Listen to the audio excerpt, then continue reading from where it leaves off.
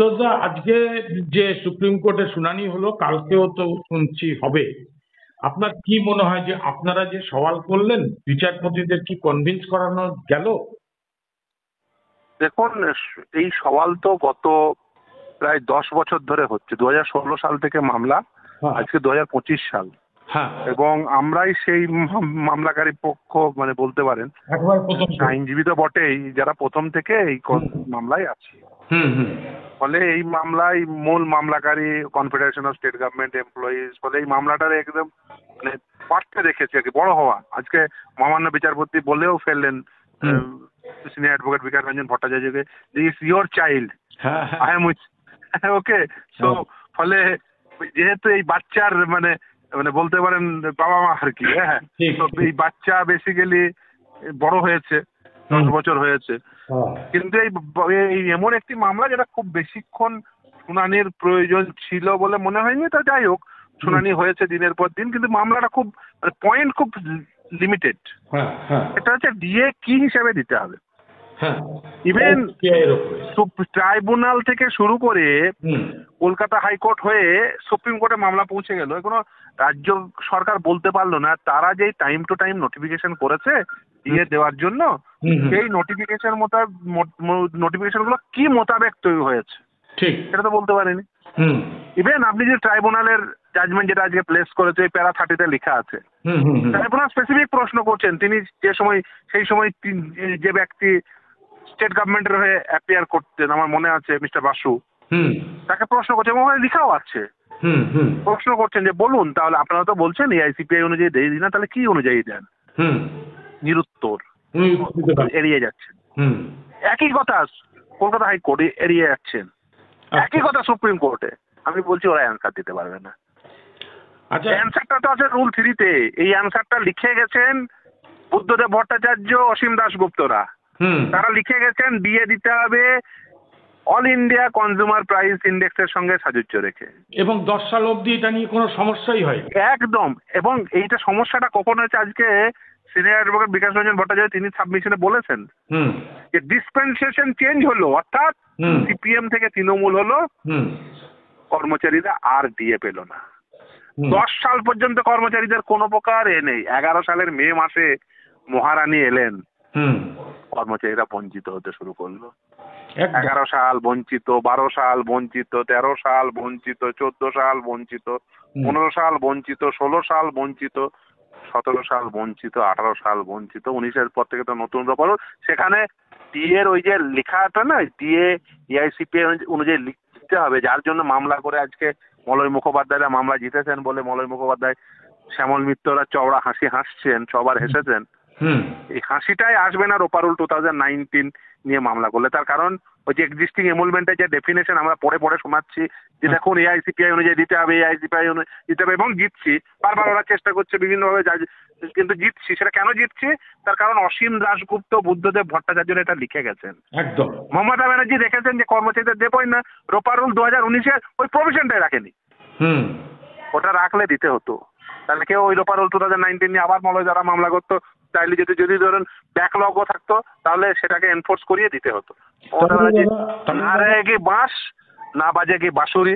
বাঁশ থাকবেই না, বাঁশি বাজবেই না। ঠিক সোজা বলছি কথা, দাদা, ডিএর প্রভিশনই থাকবে না। ডিএ নিয়ে মামলা করবি কি, আর মামলা করে জিতবি কি? সেটাই তো মামলা করলে হারবি। আমি বলছি যে 2009 রোপার যেটা হলো, তাতে তো 2019টা তো আর কোনো সমস্যা থাকবে না, আপনারা যা করে দিলেন। না, রোপারোল 2019 আলাদা আইন। না, কিন্তু বলছি এটাকে তো একটা না দেখুন, এটা এটা আপনাকে বুঝতে হবে, সেটা অন্যভাবে বুঝতে হবে। আচ্ছা, আচ্ছা, সেটা রুল চ্যালেঞ্জ করতে হবে, সেটা আলাদা মামলা। এটা রুল চ্যালেঞ্জের মামলা ছিল না। আচ্ছা, যাই হোক, রুল চ্যালেঞ্জ করতে হবে, রুল চ্যালেঞ্জ করে মানে আমি কোনো অপিনিয়ন দিতে চাইছি না, কিন্তু সেটা আলাদা মামলা। সেটা নিয়ে আপনার আমি সঙ্গে একদিন আমি জিজ্ঞাসা করবো আর আমার দর্শকদের জন্য। আজকে শুধু এইটুকু বলুন দেখুন, আপনাকে বুঝতে হবে এই মামলাটি রোপারোল 2009 নিয়ে, হুম, হুম, নাই, নাইদার রোপারোল 1998 নিয়ে, নর রোপারোল 2019 নিয়ে। না, না, ঠিকই ওই 2000, এটা হচ্ছে রোপারোল 2009 নিয়ে। হ্যাঁ, 9, অর্থাৎ রোপারোল 2009-এ বলা ছিল ডিএ দিতে হবে এআইসিপিআই অনুযায়ী। হ্যাঁ, ঠিক, সেটা এনফোর্সেবিলিটি চেয়েছি, হুম, সেই জন্য মামলা করেছি। We just want the enforceability. না, না, ঠিক, আমরা চাই স্ট্যাটুট রয়েছে, সেই স্ট্যাটুটের এনফোর্সেবিলিটি তৈরি হবে, হুম, তার ওয়ার্কেবিলিটি তৈরি হবে। ঠিক। অন্য কিছু নয়। আর আমি যদি ওই নতুন ওভারঅল 2019 নিয়ে সে আর আমি এই নিয়ে মন্তব্য করবো না, কারণ এই নিয়ে তো আর মামলা হয়নি, মানে এই নিয়ে আমি কোনো রিমার্ক পাস করবো না। যখন হবে তখন আবার আলোচনা করা যাবে। বলছি হ্যাঁ, বিপ্লব, অবশ্যই। আমার যারা দর্শক বা শ্রোতা তারা একটাই প্রশ্ন করছে যে এটা আপনি যদি একটু ক্লিয়ার করে দেন যে এই যে আদালত অবমাননার যে মামলাটা হয়েছিল এক্ষেত্রে কি সেটা কোনো আর কিছু হবে না, মানে সবাই শাস্তি আপনারা চাইছে ভালো না? করে বুঝুন, বিচারপতিরা এই মামলাটি ওই নির্দেশ ছিল অন্তর্বর্তীকালীন, মানে অর্থাৎ আচ্ছা, ইন্টেরিয়াম। যদি একটি মামলা ধরুন 10 বছর চলে, হুম। তাহলে কি না খেয়ে 10 বছর মরে মরে পড়ে থাকবে? ঠিক। তা তো পড়বে না। সেই জন্য অন্তর্বর্তীকালীন নির্দেশ দিয়ে জজ সাহেবরা মনে করছেন এই মামলার গুরুত্ব রয়েছে, জজ সাহেবরা মনে করছেন হুম। এর একটা প্যান ইন্ডিয়া এফেক্ট রয়েছে। ঠিক। এই মামলা অত্যন্ত গুরুত্বপূর্ণ মামলা, তাই সুপ্রিম কোর্টের মতো একটি সর্বোচ্চ ন্যায়ালয়ে পর পর কনজিকিউটিভ ডেটে হিয়ারিং হচ্ছে। হুম, হুম। সাধারণভাবে মানে অত্যন্ত হেভিওয়েট মামলা ছাড়া হয় না। ঠিক।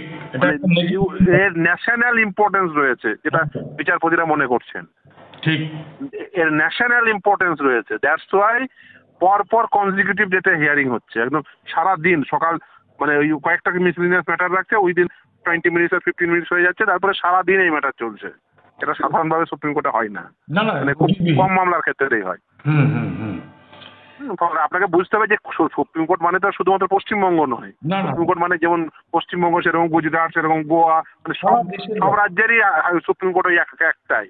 ঠিক। ফলে সেখানে এসে কলকাতা একটি ম্যাটার, ওয়েস্ট বেঙ্গলের ম্যাটার দিনের পর দিন হিয়ারিং হচ্ছে, মানে তার ন্যাশনাল ইম্পর্টেন্স রয়েছে। না না, ঠিক। জজ সাহেব মাননীয় বিচারপতিরা মনে করছেন এটা ন্যাশনাল ইম্পর্টেন্স রয়েছে। একদম। আর বলছি দাদা, শেষ যেটা সেই জন্য এই ম্যাটারটি ওয়ান গোতে শেষ মানে চাইছেন যে একেবারে এই মামলাটির পরিসমাপ্তি ঘটাতে, মানে what would be the law point, hmm. সেই ল পয়েন্ট ডিসাইড করার জন্য এবং এর লিগাল ইন্টারপ্রিটেশন দেওয়ার জন্যই ঠিক। এই মামলাটি দিনের পর দিন শুনছেন। এটা একটা ঐতিহাসিক মামলা এবং আমাদের গর্ব যে আপনি বিকাশ দা আপনারা প্রথম দিন থেকে এই মামলাটাকে আজকে এই জায়গাটায় তৈরি দেখুন, এই মামলা আমার সত্য কথা, মানে আমার মক্কেলরা আমার সঙ্গে আছে। এই মামলা একেবারে সেই তৈরি করা থেকে ইচ এন্ড এভরি ওয়ার্ড, যে এই ওয়ার্ডের মানে কি, আমি এই যে এআইসিপিআই, এটা কেন এআইসিপিআই হবে, এইটা আমি দিনের পর দিন বিভিন্ন কাউন্সিলদের বুঝিয়েছি। না যেহেতু কেন তারাও কেউ মানে প্রথমত কনভিন্স হননি, তারপরে তারা যখন দেখেছেন যেটা হ্যাঁ এটা এআইসিপিআই হবে, তারপর তারা কনভিন্স হয়েছে। প্রথমে বিচারপতিদের কনভিন্স হওয়ার আগে আমি মানে বিভিন্ন কাউন্সিলকে কনভিন্স করে সর্বপ্রথম কনভিন্স করেছি আমার যিনি সিনিয়র অ্যাডভোকেট বিকাশ রঞ্জন ভট্টাচার্য, তাকে কনভিন্স করেছি যে না এটা এআইসিপিআই এবং এইটা হচ্ছে এআইসি। উনি বুদ্ধিমান মানুষ, উনি এক ওয়ান গোতেই তিনি জানতেন মানে এটাই রায়। এবং আমরা আশা করছি আপনাদের লড়াইয়ের ফলে জয়টা খুব আশাটা সময়ের অপেক্ষা, কিন্তু এই যে ঐতিহাসিক রায়, এই রায়টা সারা দেশের কাছে একটা নজির থাকবে। সেই মামলায় গোড়া থেকে এটা অত্যন্ত গুরুত্বপূর্ণ সার্ভিস ম্যাটার, তার কারণ হচ্ছে এই ম্যাটার এবং প্রায় সবাই মনে রাখবে আগামী দিনে। পশ্চিমবঙ্গে দেখুন, পশ্চিমবঙ্গে আমি মানে তার সঙ্গে কাজ করি বা তার আদর্শে বিশ্বাস করি বলে, যে আদর্শে বিশ্বাস করি, একই আদর্শে বিশ্বাস করি বলে বলছি না, পশ্চিমবঙ্গে এরকম মানুষ খুব কমই থাকবেন বা পশ্চিমবঙ্গের লিগাল পেরিফেরিতে যারা এইভাবে ডেডিকেটেড হয়েছে তারা কাজ করেছেন। একদম। তবে আপনার কাছে লাস্ট যেটা বলবো যে এই যে কর্মচারীদের মধ্যে তবু কিন্তু একটা আশঙ্কা কাজ করছে, এটা অমূলক নয়। দেখুন, যে কোনো মামলায় আশা এবং আমি আশঙ্কা দুটোই থাকে। জয় পরাজয়ের কথা বলছি না, সেটা তো বিচারপতিরা বলবেন। এবং আপনাদের লড়াই দেখে অন্তত আমার দর্শকরা বা আমি নিজে নিশ্চিত যে এটা জয়টা শুধুমাত্র সময়ের অপেক্ষা। কিন্তু আমার যারা দর্শক তাদের একটাই মনের মধ্যে প্রশ্ন অনেকে করছেন আমার ইউটিউবে যে আমরা হয়তো জিতবো, কিন্তু মাননীয় আমাদেরকে সেই কোর্টের রায়টা মেনে দেবেন তো পয়সাটা, এটাই হচ্ছে প্রশ্ন। না, যে কোনো কোর্টের রায় আপনাকে মানতেই হবে, দিতেই হবে, সেটাই স্বাভাবিক। কারণ হচ্ছে সুপ্রিম কোর্টের রায়, সেটা হবে আর আপনি মানবেন না, এটা হয় না। ওই তো 26,000 বাতিল করে দিল, প্রথম দিন বলেছিলেন আমি মানি না, কিন্তু তাই বলে কি আর মানেননি? ওসব মুখে বলার জন্য, সঙ্গে সঙ্গে মানতে হবে। না মানলে জেলে কে যেতে চাইবে বলুন তো? ঠিক আছে। অতএব সে নবান্ন বিক্রি করেই হোক দেওয়া হোক বা অন্য কিছু বিক্রি করেই দেওয়া হোক, দিয়ে দিতে হবে কর্মচারীদের। না না, ঠিকই, আপনি তো বলেইছেন এর আগে যে নবান্ন বিক্রি করে হলেও পয়সা দিতে হবে। ঠিকই। অনেক ভালো থাকবেন দাদা। ভালো থাকবেন আপনি।